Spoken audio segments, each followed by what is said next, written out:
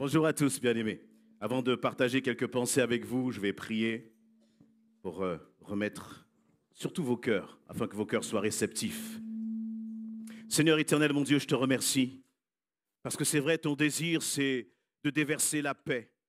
Ton désir, c'est de déverser la joie dans les cœurs, la joie dans tous les cœurs cet après-midi. Ton désir, c'est qu'aucun cœur ne puisse repartir brisé, découragé, peiné.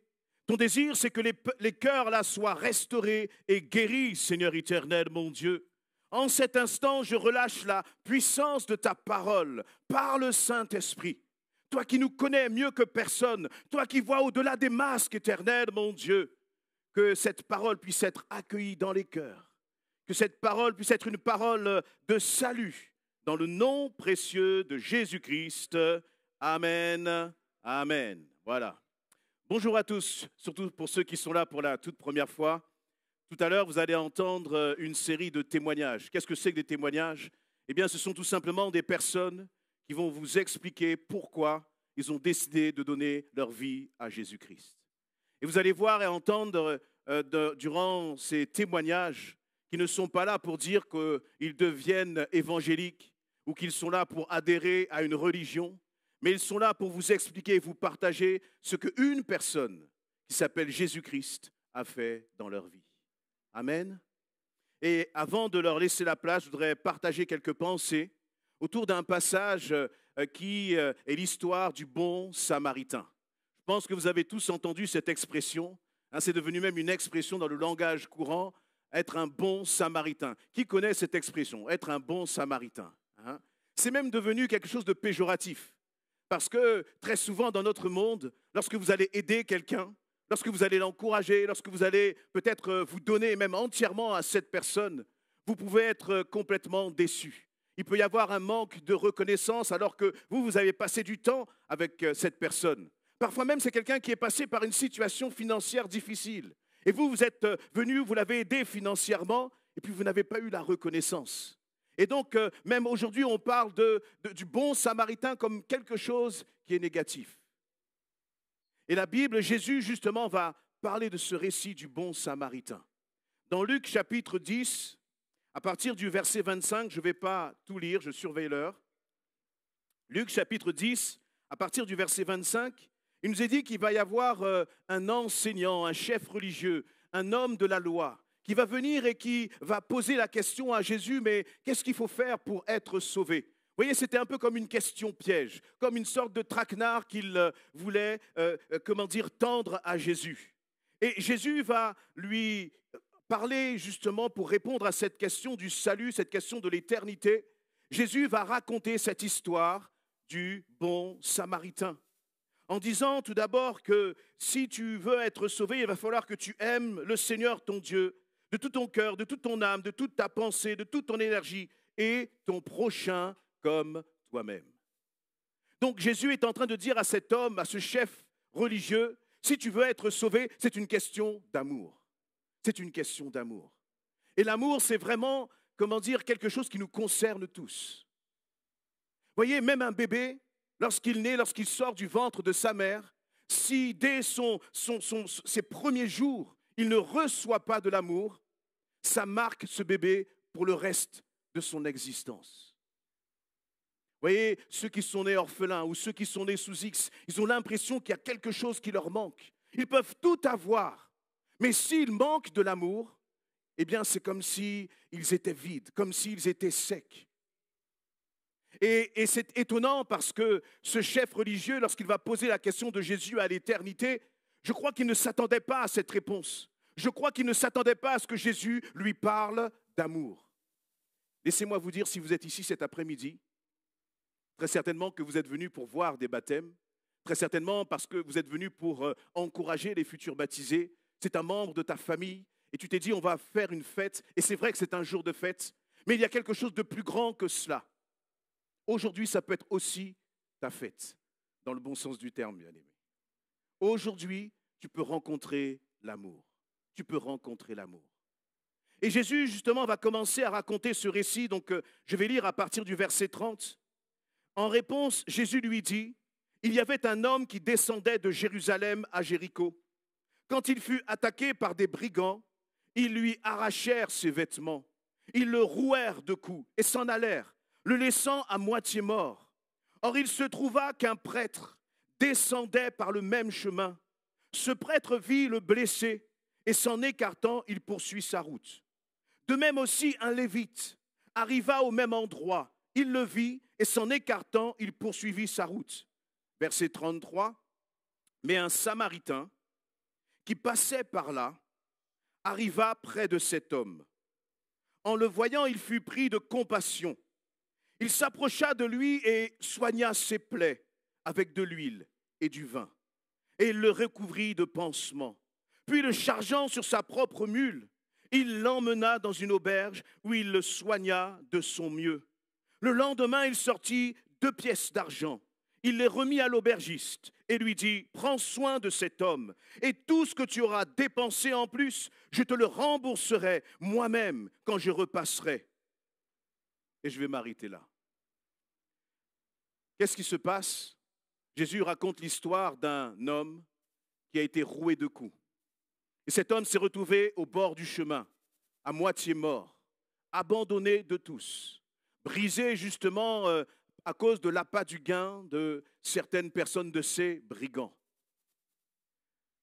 Et très souvent, lorsque l'on parle de ce récit, on met en avant le bon Samaritain. Mais je crois que toi et moi, nous sommes concernés, nous pouvons nous comparer à cet homme qui est au bord de la route et qui est brisé et blessé. Cet homme-là qui est abandonné au bord de la mort. Vous imaginez un peu la scène. Vous êtes là, abandonné au bord de la route. On vous a frappé, on vous a volé, on vous a dépouillé. Et vous ne savez même plus comment vous allez pouvoir vous en sortir. Là, c'était pour cet homme une question de vie et de mort. De vie et de mort. Et en quoi cela te concerne? Je crois que cet après-midi, il y a des hommes et des femmes qui sont aussi dans le même état que cet homme qui avait été roué de coups. Alors, ce n'est peut-être pas physiquement, mais laissez-moi vous dire, et vous le savez pertinemment, qu'il y a des blessures qui sont bien plus profondes que tous les coups de poing que l'on pourrait vous donner. Il y a des situations, il y a des circonstances dans nos vies qui vont même nous pousser parfois à penser au suicide, qui vont nous pousser dans la dépression. Lorsque tout à l'heure, vous allez entendre ces témoignages que ces jeunes, et ce sont des jeunes, vont vous partager. Il y a des parcours de vie qui sont terribles. Et ces parcours de vie, ça commence très tôt parfois. Alors qu'on devrait être un enfant, alors qu'on devrait être dans l'insouciance, alors qu'on devrait penser juste à jouer, à s'amuser, dès l'âge de 10, 12 ans parfois, on traverse des choses terribles. Et on crie au désespoir. Comme très certainement cet homme qui était au bord de la route, cherchant finalement qui pourrait l'aider, cherchant qui pourrait venir à son secours. Qui a déjà été profondément blessé ici, dans ce lieu? Voyez, parfois même on a des masques. On paraît. On fait comme si tout va bien. Et là, je ne parle même pas qu'à ceux qui ne connaissent pas Jésus-Christ. Je m'adresse aussi à ceux qui connaissent Christ. Quand tu rentres chez toi, dans ta maison, comment ça se passe? Quand tu vas à l'école, comment les choses se passent aussi pour toi? Quand tu te retrouves seul et tu te demandes, mais qui va pouvoir venir à mon secours? À quoi sert-il même de vivre si c'est pour traverser de telles situations? Et laissez-moi vous dire que la situation encore de cet homme au bord de la route, elle nous concerne tous. Et dans son désespoir, dans sa souffrance, dans son épreuve, cet homme-là est couché au bord de la mort et il va s'approcher, il nous est dit, un homme, un religieux. Verset 33, il se trouva qu'un prêtre descendait par le même chemin. Donc pendant que cet homme-là est couché par terre, cherchant qui pourra l'aider, qui pourra le relever, qui pourra finalement le sortir de cette situation, il nous est dit qu'il y a un chef religieux, un prêtre qui va passer près de lui. Mettez-vous à la place de celui qui est couché par terre. Il a très certainement dû regarder vers ce chef religieux. Et il a dû avoir dans son cœur de l'espoir. Il a dû se dire, tiens, voilà maintenant la solution dont j'avais besoin pour me relever. Et ce chef religieux n'a rien fait pour lui. Il est passé à côté de lui. Et puis ensuite, il va y avoir une deuxième personne, un lévite, qui va aussi, pareil, s'approcher. Peut-être que ce lévite va prendre le temps de se baisser sur lui, de lui donner quelques paroles. Vous savez, comme parfois on prie, on dit « Seigneur, bénis ceux qui sont dans le besoin ». Le Seigneur ne te demande pas de prier pour bénir ceux qui sont dans le besoin. Il te demande de toi-même d'aider, de toi-même d'encourager, de toi-même mettre ta main dans ta poche et bénir celui qui justement manque. Mais voilà que cet homme désespéré, il voit de l'espoir. Vous voyez, c'est comme quand tout est sombre, tout est noir. Et puis à un moment, vous commencez à voir une petite lumière. Il avait mis de l'espérance, très certainement. Imaginez même qu'il était en bas là, dans ce chemin, et puis il entend même les pas du lévite. Il entend les pas du chef religieux. Et plus il entend les pas, plus il y a une espérance qui vient dans son cœur. Et c'est exactement comme toi. Toi qui souffres, toi qui passes par des moments difficiles, toi qui es marqué même depuis ton enfance, toi-même peut-être qui es dans ton couple, dans ta maison, et rien ne va. Et tu commences à mettre ton espérance dans des choses qui sont des distractions, dans des choses qui sont éphémères. Voyez, ces chefs religieux, tu peux l'apparenter peut-être, tu es blessé dans ton cœur, tu as des problèmes d'abandon, tu as des problèmes de, tu te sens mal aimé, tu as un regard sur toi-même, un regard de mort, tu as l'impression que tu échoues tout le temps et tu commences à placer ton espérance, si tu es une femme, dans les hommes, si tu es un homme, dans les femmes. Peut-être même que tu vas chercher de l'alcool en disant, cet alcool, c'est ce qui va me sortir justement de la souffrance dans laquelle je me trouve. Peut-être même que tu te dis, je vais réussir. Je vais me mettre à fond dans mes études. Étudier, c'est bien, mais étudier ne vous sauvera pas. Étudier ne vous apportera pas l'éternité. Je vais peut-être gagner plus d'argent, parce que lorsque j'étais jeune, on a tellement manqué. On n'avait même pas à manger. Alors moi, je vais me démener. Je vais travailler encore. Je vais mettre à fond dans mes ambitions et gagner plus d'argent, parce que cela va m'apporter la paix. Mais laissez-moi vous dire une chose. Tout cela n'est qu'une illusion. C'est l'illusion que le diable veut te faire croire. Tu as été tellement blessé que tu te dis plus jamais on ne me fera cela. Alors tu as commencé tu as endurci ton cœur. Tu as refusé même de pardonner. Tu as décidé que maintenant c'est toi qui allais écraser, mais que plus jamais on ne t'écrasera.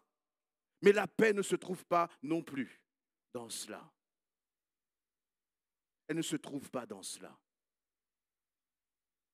Voyez, on cherche beaucoup de moyens pour remplacer finalement une personne.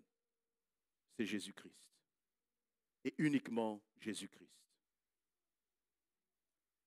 Et puis il y a un moment, après ces deux déceptions, finalement on ne sait pas combien de temps de combien de temps ont été espacées ces 3 visites. Ces 2 premiers religieux et puis ensuite ce bon samaritain. Peut-être que ça a pris du temps. Et peut-être que pour toi aussi, tu dis, mais quand est-ce que je vais pouvoir vivre heureux sur cette terre? Combien de temps encore? Mais laisse-moi te dire que si tu es ici, dans ce lieu, c'est parce qu'aujourd'hui, Jésus te voit, il t'a vu au bord du chemin. Il t'a vu désespéré, il t'a vu brisé, il t'a vu cassé. Et Jésus est ce bon samaritain qui va venir et qui est en train de se pencher sur toi, en train de se pencher sur ta situation, comme il s'est penché sur la situation de nos bien-aimés qui vont partager leur témoignage. Comme un jour il s'est penché sur ma propre situation. Je ne pourrais pas parler de joie, je ne pourrais pas parler de paix, je ne pourrais pas parler de bonheur si un jour Jésus-Christ ne s'était pas penché sur ma situation.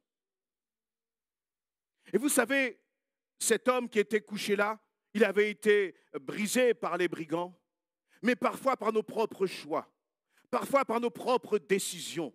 Nous avons aussi l'art de nous mettre dans des situations qui ensuite amènent le désastre, amènent l'échec dans nos vies. Mais sachez une chose, c'est que Jésus n'est pas venu pour vous condamner. Jésus n'est pas venu pour vous accuser. mais il est venu pour effacer vos péchés. Et vous dire, tu peux prendre un nouveau départ avec moi aujourd'hui. Tu peux prendre un nouveau départ. Amen. Et ce qui est extraordinaire dans ce récit, c'est que finalement, cet espoir qu'est cet homme samaritain, il va se pencher sur cet homme brisé. Non seulement il va se pencher vers lui, mais imaginez là encore, parce que cet homme, il avait eu déjà 2 expériences finalement, décourageantes. 2 expériences où c'était dit, c'est toujours la même chose. Mais là, c'était différent. Et laisse-moi te dire que aujourd'hui, si tu prends une décision avec Jésus-Christ, ça va être différent. C'est une décision qui va changer ta vie, qui va changer ton existence. Et donc, que s'est-il passé? Cet homme, au verset 34, il s'est approché de lui. Il a soigné les plaies de l'homme blessé avec de l'huile et du vin. Et il l'a recouvert de pansements. Il l'a chargé sur sa mule. Il l'a emmené dans une auberge où il l'a soigné de son mieux. Cet homme, il a pris soin de celui qui était brisé. Il s'en est occupé comme si c'était sa propre chair. À tel point qu'il va l'emmener dans une auberge pour qu'il ait un bon lit, il ait de quoi manger, il ait de quoi se reposer. Et il a dit à l'aubergiste, eh bien, prends soin de lui. Je te donne de l'argent là pour, couvrir toutes ses dépenses. Et si jamais il y a besoin de plus, ne t'en inquiète pas, je paierai pour lui. La Bible dit dans Romains chapitre 3 que le salaire du péché, c'est la mort. C'est la mort. Cet homme-là au bord du chemin, finalement, c'était notre destinée à tous. Parce que j'ai péché. Et parce que j'ai péché, je mérite la sentence. Et la sentence, c'est la mort. Quelqu'un qui a volé mérite une punition. Quelqu'un qui a tué mérite une punition. J'ai volé. Tous ont péché et sont privés de la gloire de Dieu. Nous tous, dans cette salle, nous étions privés de la gloire de Dieu. Et on a beau faire des efforts. Voyez, cet homme, ce n'est pas la religion qui l'a sauvé. Il aurait pu dire, je suis de telle religion. Mais ce n'est pas ça qui l'aurait restauré, ce n'est pas ça qui l'aurait guéri.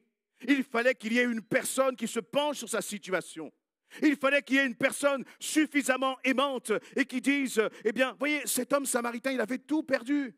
Il était incapable d'aller payer l'aubergiste. Il fallait donc que quelqu'un paye pour lui. Il fallait donc que quelqu'un paye à sa place. Et toi aussi, Jésus, il est celui qui paye à ta place. C'est bon de voir que, finalement, cet homme, il ne valait plus rien. Peut-être qu'il était riche. S'il a été volé par des brigands, c'est que très certainement, il avait des richesses, très certainement, il avait des biens. Et vous voyez, parfois, nous, on est un peu là à gonfler la poitrine en disant, moi, je sais faire ceci, moi, j'ai tel diplôme, moi, j'ai tel métier, telle profession, moi, j'ai telle maison, j'ai telle taille de voiture. Mais tout cela, là, ça ne vaut rien. Ça ne vaut strictement rien. Et cet homme, il était abaissé, humilié, à tel point qu'il a fallu qu'il y ait un étranger qui vienne pour prendre soin de lui. Un étranger qui vienne et qui paye à sa place. Et justement, dans Romains chapitre 3, que je disais tout à l'heure, au verset 23, la Bible nous dit que tous ont péché et sont privés de la gloire de Dieu. Ils sont déclarés justes par sa grâce. C'est un don que Dieu leur a fait par le moyen de la délivrance apportée par Jésus-Christ. C'est lui que Dieu a offert comme une victime destinée à expier les péchés pour ceux qui croient en son sacrifice. La Bible nous dit que Dieu a envoyé son Fils pour payer à ta place. Parce que pour ta vie éternelle, pour que tu sois en paix sur cette terre et jusque dans l'éternité, tu n'as pas assez d'argent. Tu n'as pas les moyens de te payer l'éternité. Je n'ai pas les moyens de payer mon éternité. Et il a fallu que quelqu'un vienne payer à ma place. Ce que veut Jésus aujourd'hui, c'est te dire, je te fais entrer dans cette auberge céleste. Ce que veut Jésus aujourd'hui, il te dit, je suis celui qui va prendre de l'huile. Je suis celui qui a les pansements. Vous voyez, les mains de Jésus ont été percées. Il nous a dit qu'il a porté tes meurtrissures. Il a porté tes blessures. Il a payé à ta place pour qu'aujourd'hui, toi, tu sois guéri. pour qu'aujourd'hui, tu reçoives la paix, la joie en abondance. Tu as déjà trop essayé. Tu as déjà trop tenté par tes propres efforts. Cesse ces moyens qui ne t'amèneront nulle part. La dernière fois que tu t'es réfugié dans les bras d'un homme ou d'une femme pour chercher la paix, pour chercher l'amour, comment est-ce que ça s'est terminé? Tu as trouvé la paix? Tu as trouvé la joie? Ou tu as trouvé les problèmes puissance 2, puissance 3? La paix, elle est en Jésus-Christ. Elle est vraiment en Jésus-Christ. Vous savez ce dont nous avons besoin? Nous avons besoin de quelqu'un qui dise, justement, je paye à ta place. Je paye à ta place.